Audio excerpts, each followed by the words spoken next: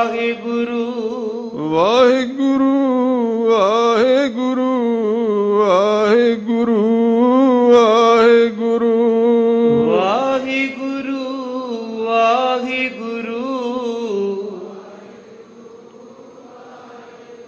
ਵਾਹਿਗੁਰੂ ਵਾਹਿਗੁਰੂ ਵਾਹਿਗੁਰੂ ਵਾਹਿਗੁਰੂ ਵਾਹਿਗੁਰੂ ਵਾਹਿਗੁਰੂ।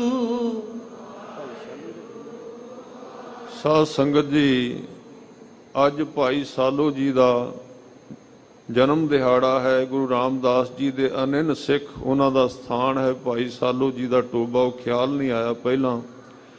ਐਸੇ ਗੁਰਸਿੱਖ ਜਿਨ੍ਹਾਂ ਨੇ ਗੁਰੂ ਦਾ ਹੁਕਮ ਮੰਨਿਆ, ਕਮਾਈ ਕੀਤੀ ਹੈ, ਉਹਨਾਂ ਵਿੱਚ ਇੰਨੀਆਂ ਪਾਵਰਾਂ ਸਨ। ਇਤਿਹਾਸ ਉਹਨਾਂ ਦਾ ਬਹੁਤ ਲੰਬਾ ਹੈ। ਸੋ ਉਹਨਾਂ ਦੇ ਜਨਮ ਦਿਹਾੜੇ ਦੀ ਆਪ ਸਮੂਹ ਸੰਗਤ ਨੂੰ ਬਹੁਤ ਬਹੁਤ ਵਧਾਈ। ਇੰਨੀਆਂ ਤਾਕਤਾਂ ਬਰਕਤਾਂ ਸਿੱਖਾਂ ਨੂੰ ਗੁਰੂ ਸਾਹਿਬ ਨੇ ਬਖਸ਼ੀਆਂ ਸਨ। ਸੋ ਫਿਰ ਕਿਤੇ ਸਮਾਂ ਲੱਗਾ ਉਹਨਾਂ ਦਾ ਇਤਿਹਾਸ ਵਿਚਾਰ ਕੀਤੀ ਜਾਏਗੀ। ਸੋ ਸਾਧ ਸੰਗਤ ਜੀ, ਸਮੂਹ ਸੰਗਤ ਦਾ ਬਹੁਤ ਬਹੁਤ ਧੰਨਵਾਦ। ਸਾਰੇ ਪ੍ਰਬੰਧਕ ਵੀਰਾਂ ਦਾ ਧੰਨਵਾਦ। ਸਤਿਕਾਰਯੋਗ ਸਿੰਘ ਸਾਹਿਬ, ਗਿਆਨੀ ਜਗਤਾਰ ਸਿੰਘ ਜੀ, ਮੁੱਖ ਗ੍ਰੰਥੀ ਸ੍ਰੀ ਦਰਬਾਰ ਸਾਹਿਬ, ਉਹਨਾਂ ਦਾ ਧੰਨਵਾਦ। ਸਤਿਗੁਰੂ ਗ੍ਰੰਥ ਸਾਹਿਬ ਸੱਚੇ ਪਾਤਸ਼ਾਹ ਜੀ ਦਾ ਸ਼ੁਕਰਾਨਾ। ਭੁੱਲਾਂ ਦੀ ਖਿਮਾ ਕਰਨੀ।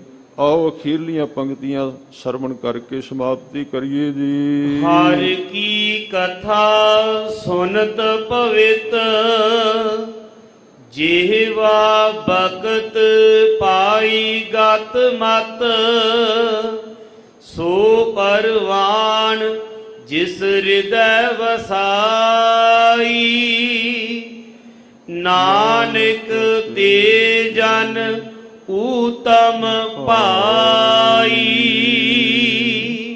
ਵਾਹਿਗੁਰੂ ਜੀ ਕਾ ਖਾਲਸਾ,